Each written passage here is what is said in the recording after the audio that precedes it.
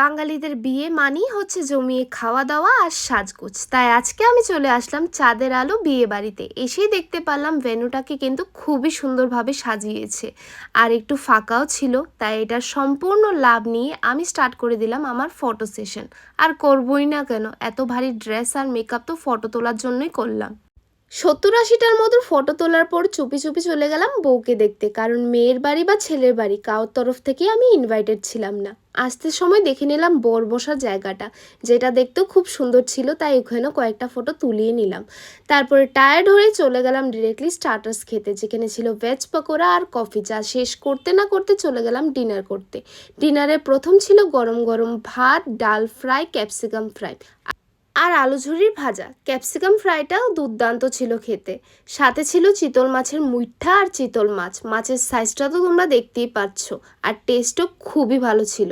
তারপরে ছিল কাতলা মাছের ভাপা। ওরে বাবা, এটা তো আমার ফেভারিট ছিল। লাস্টলি ছিল পাঁঠার মাংস, পাঁপড় আর শেষ পাতে চাটনি আর আইসক্রিম। প্রত্যেকটি ডিশের টেস্ট কিন্তু খুবই ডিলিশিয়াস ছিল। আর হবেই না বা কেন, চাঁদের আলো বিয়েবাড়ি বলে কথা, যার ক্যাটারিং সার্ভিস হলো Ashoka and Chowdhury catering service. So আমি ওদের তরফ থেকে ইনভাইটেড ছিলাম এই বিয়েতে। আর চাঁদের আলো বিয়েবাড়িতে চলছে একটি দুর্দান্ত অফারটির ব্যাপারে জানতে হলে স্ক্রিনে দেওয়া নাম্বারে আজকে যোগাযোগ করো, and for more details read the caption.